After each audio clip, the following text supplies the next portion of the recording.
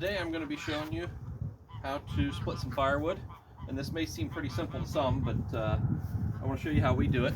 What we're using here is a maul, and the maul has a very heavy head on it, similar to a sledgehammer, and then the other end looks more like an actual axe, but this is heavy enough that it's going to go down through the wood a little easier, a little quicker. We do have the handle wrapped in case I miss and happen to hit the handle area with it, but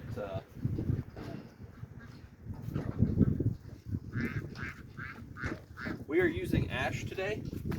Ash is actually pretty easy to split when it's dry. What you want to do is you want to look at the top of the piece of wood to see if you can find any cracks or anything like that, or any natural lines where it may split off easier. If you have a piece that's not cut square, you can use a tire, an old tire, to put around it to help hold the piece of wood up so it doesn't flop over as you're trying to split it. The name of the game here is accuracy, not power. So for me, I'm stronger, I've got more upper body strength. I use a different method and technique with the axe handle. I'll show you here. Basically, when I come up, I'm holding it like this. As I come up, I'm going to drop my hands down and then use the weight of it to force this down to go through the wood. So I'll start like this, I'll come up, move my hands together as I drop. It takes some practice to get this, but there are some other methods, and I think she's going to show you one of the other methods here, but I'll show you on this how I, just like that.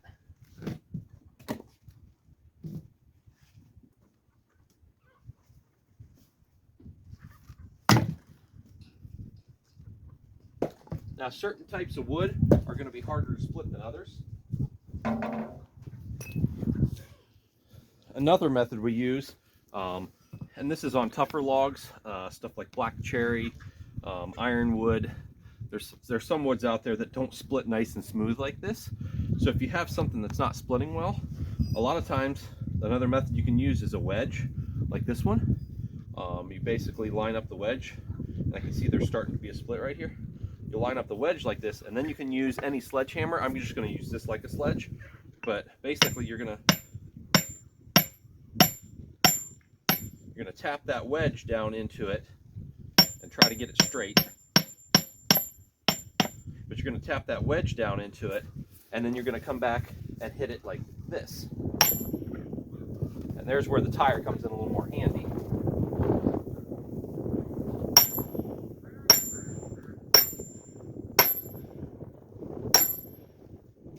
Starting to split there, but my wedge is going in crooked, as you can see. I'm going to keep going.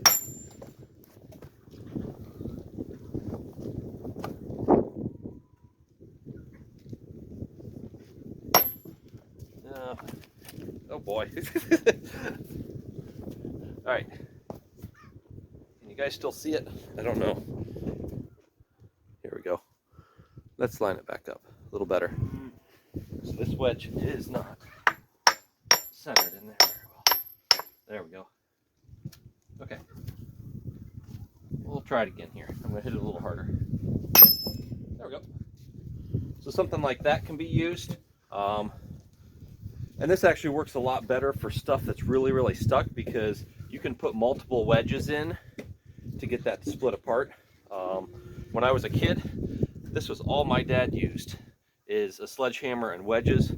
And we did not have a powered splitter or anything like that. That is all that we used to split all of our firewood, and we heated the house entirely with it. Okay, yeah, I can talk.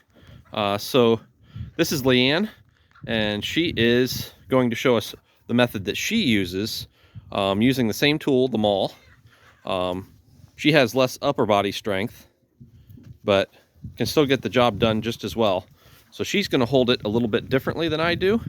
And I'm right-handed. And she's right-handed, so that changes things, but... Ooh, it's coming at me. I almost got hit by that one. Let me warm up a little bit. Okay, her hands still move like mine did. She still moves her hands down to the bottom of the handle. She just has a different way of moving to get the axe up. Like that. I think I use my legs more than you do. I think you do too. 'Cause I don't. I'm using more of my upper body. Yeah, I've tried doing it that way, and I get exhausted very quickly. So I use more of my legs.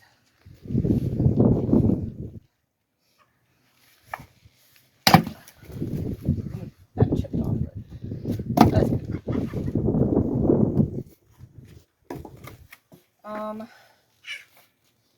When I first started learning, I have horrible aim. So let me find a good piece.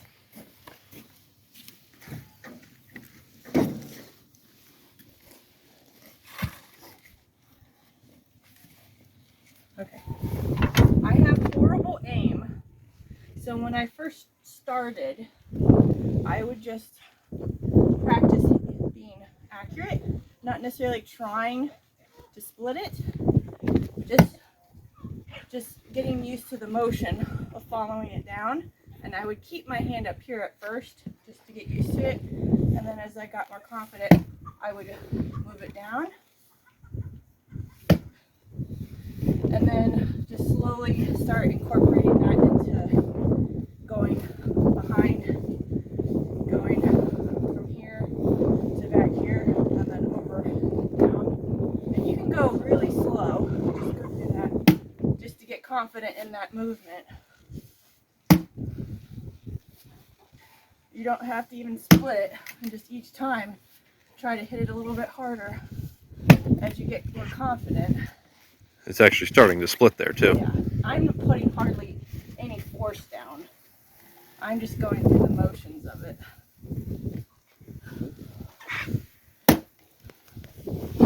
The other thing, if you don't have a lot of upper body, I don't know if you can tell that I'm trying to kind of go down with my legs at the same time.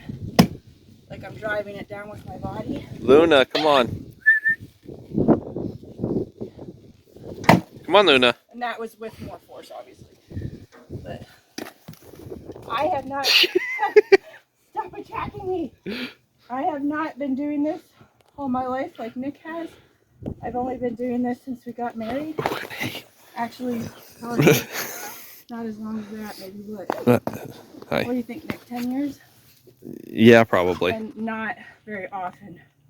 It's only been within the last maybe 3 to 4 years that I've really been trying to get good at it. So it just takes practice. Accuracy is more important than strength. So, yeah.